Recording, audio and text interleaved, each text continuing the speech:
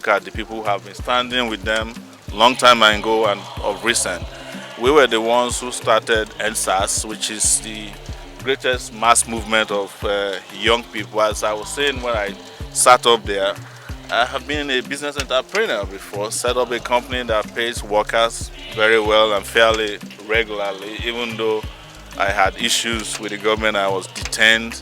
I am also looking at the number of sectors in Nigerian populace who will look in this direction, especially the youths who now understand who they should go with.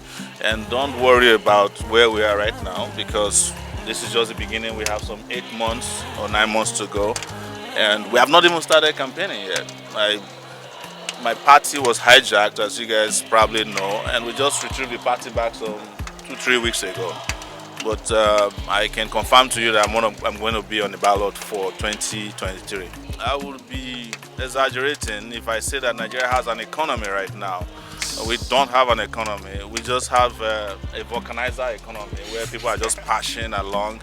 You know, the debt to GDP ratio is unbelievable.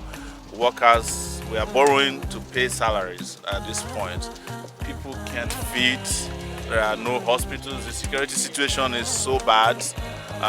Even our oil that we so much talk about, we're exporting less than half of what typically should go out because of insecurity.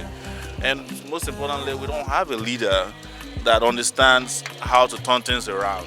And to turn them around, I have identified areas that must be immediately taken care of. One of it is that you cannot have an economic base without electricity, power. You don't need to go to school to know that for you to kickstart your economy, you must have in place an energy production rate that will be able to power both big and small businesses. I mentioned how we once spent 300,000 naira to power diesel between 7 p.m. and 7 a.m. in the morning. How do you make money if you are selling pure water?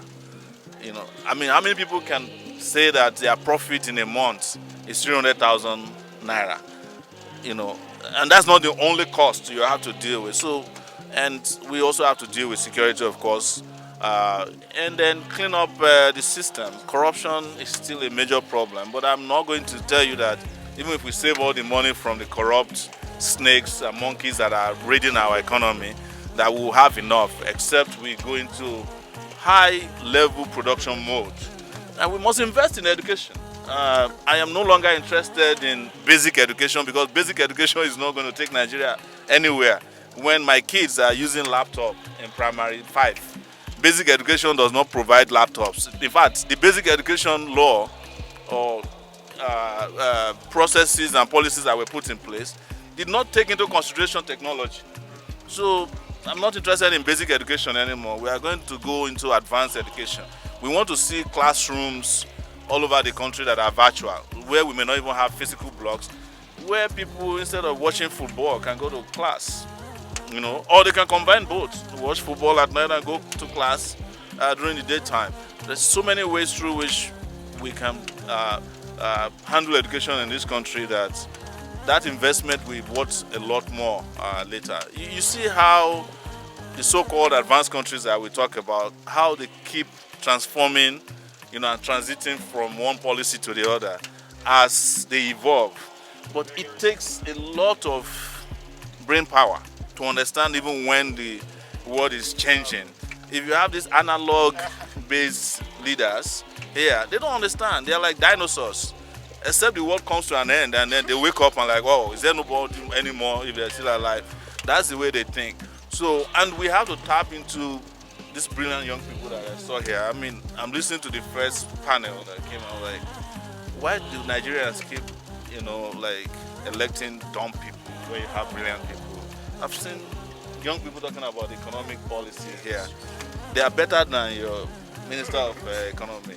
I mean, right here, one of them was a third-year student who was talking confidently about how to run an economy. And you have like someone who graduated in 1965. He doesn't know his left from his right. You know, including the Abubu there, who is just hoping that his tenure will end.